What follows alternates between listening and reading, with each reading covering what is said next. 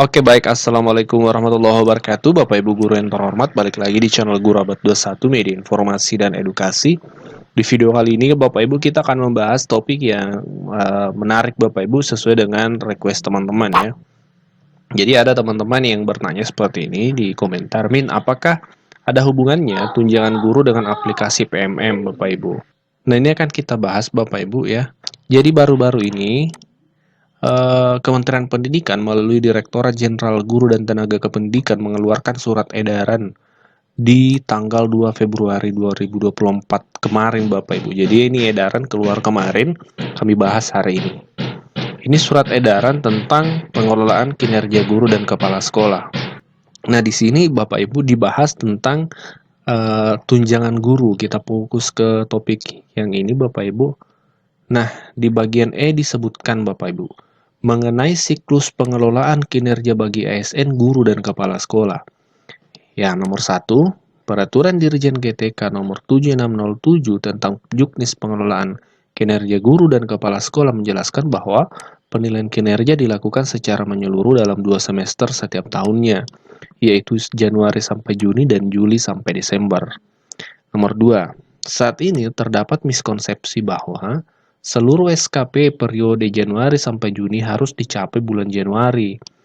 Miskonsepsi tersebut perlu diluruskan, karena masa pelaksanaan kinerja periode Januari sampai Juni adalah sampai akhir periode yaitu Juni 2024, bukan hanya bulan Januari. Oleh karena itu, pelaporan pelaksanaan kinerja untuk periode Januari sampai Juni 2024 dapat dilakukan sampai akhir Juni 2024. Pengaturan lini masa yang sama juga berlaku untuk periode selanjutnya.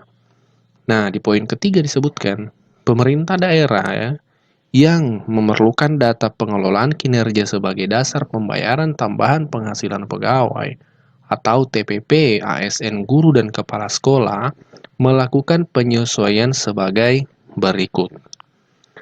A. Pemberian TPP dalam periode Januari sampai Juni menggunakan hasil penilaian kinerja pada tahun 2023 yang diperoleh dari aplikasi e-kinerja BKN.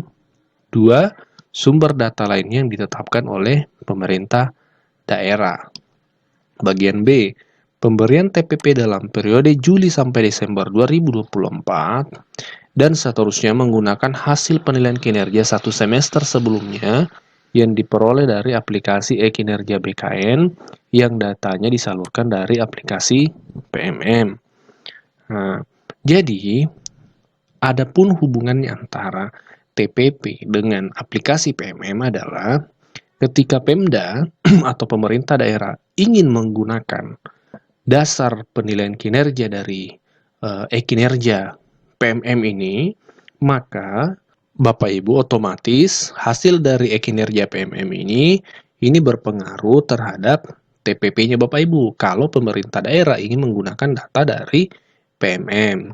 Dan itu pun data dari PMM semester 1 sampai Juni ini karena ini adalah baru, maka dia akan berlaku untuk semester periode Juli sampai Desember untuk TPP Juli sampai Desember ya seperti itu. Bagaimana dengan Januari sampai Juni? Ketika pemerintah daerah ingin memberikan TPP, maka belum yang dipakai data aplikasi PMM karena PMM kan baru berjalan Januari sampai Juni ini. Jadi data yang diambil adalah data dari e-kinerja BKN tahun lalu. Kan e-kinerja ini berjalan sudah beberapa tahun Bapak Ibu, hanya sebelumnya melalui websitenya, melalui salurannya BKN. Mulai 2024 ini, Januari dan seterusnya itu baru masuk ke PMM. Itu pun sebenarnya terintegrasi juga ke BKN seperti itu. Jadi kesimpulannya memang TPP itu berpengaruh ada korelasinya dengan PMM karena data dari PMM ini yang bisa digunakan Pemda untuk dasar pencairan TPP dari daerah. TPP kan ini dari daerah ya seperti itu. Tapi apakah wajib dari e-kinerja? Tidak juga Bapak Ibu, karena bisa saja pemerintah daerah menetapkan sumber data yang lain. Di sini disebutkan kok, ya, bagian 2 sumber data lain yang ditetapkan oleh Pemda.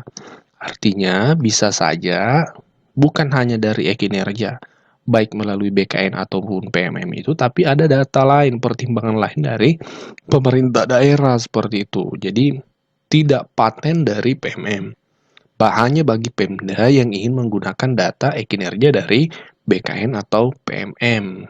Seperti itu Bapak Ibu. Nah, inilah hubungannya antara TPP dengan PMM, seperti itu. Kalau kita mau cari hubungannya. Nah, bagaimana dengan tunjangan profesi guru atau tunjangan sertifikasi? Nah, baik kita bahas Bapak Ibu, karena ini menjadi banyak teman-teman guru yang juga merasa tanda kutip tertekan ya, padahal tidak juga sebenarnya Bapak Ibu. Bapak Ibu melaksanakan saja tugas seperti biasa, tidak ada yang sesuatu yang sangat tanda kutip memberatkan sebenarnya. Biasa-biasa saja kok sebenarnya. Kita bahas ya seperti itu. Jadi Bapak Ibu, yang wajib menjadi acuan untuk teman-teman di Naungan Kemdikbud ya, kita bahas dulu. Untuk pencairan tunjangan profesi guru itu adalah di Juknis yang sudah ditetapkan oleh Kementerian Pendidikan melalui Permendikbud nomor 45 tahun 2023.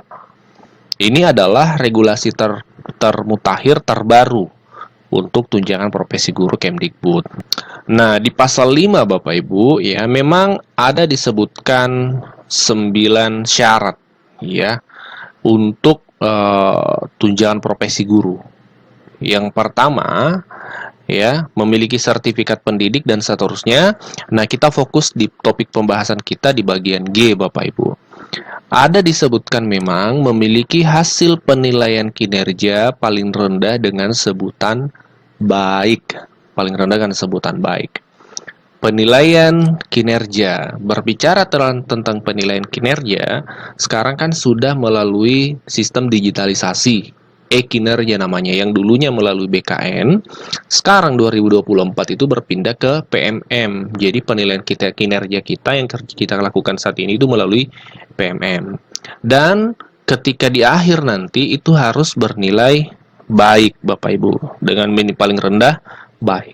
Dan itulah kaitannya antara syarat tunjangan profesi dengan PMM itu, karena e-kinerja kita ada di PMM seperti itu. Nah, tapi Bapak Ibu tidak perlu terlalu pusing atau bahkan stres karena persoalan ini. Karena pada faktanya, penilaian kinerja Bapak Ibu, selagi Bapak Ibu melaksanakan tugas pokok dan tupoksinya, penilai inti kan adalah kepala sekolah. Penilainya adalah kepala sekolah. Jadi kalau Bapak Ibu sudah melaksanakan tupoksinya, pasti kinerjanya nanti hasilnya juga baik seperti itu. Dan pertanyaan berikutnya, apakah penilaian kinerja minimal baik ini baru tahun 2024 ini? Jawabannya tidak Bapak Ibu. Sejak tahun-tahun sebelumnya regulasi ini ada, persyaratan ini ada. Kita cek ya regulasi sebelumnya di Permendikbud nomor 4 tahun 2022.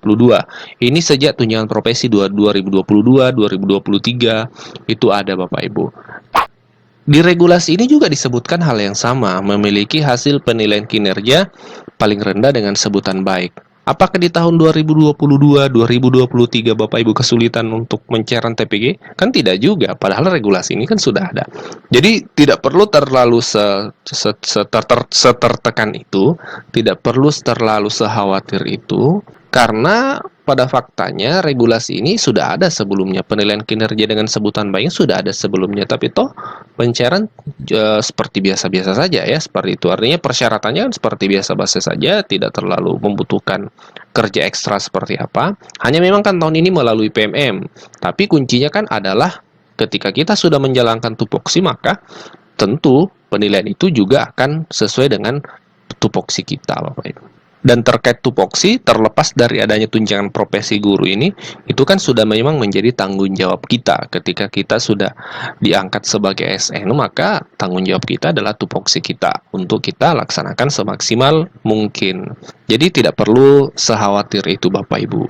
Pertanyaan kedua ya, benarkah guru harus berburu sertifikat untuk syarat pencairan TPG? Kalau menurut kami atas pertanyaan ini jawabnya tidak juga harus berburu sertifikat seperti apa ya, tidak juga sih sepertinya. Karena kita lihat dulu juknisnya Bapak Ibu, kita lihat dari Kemenak ya, selaku yang memang mencantumkan persyaratan sertifikat itu.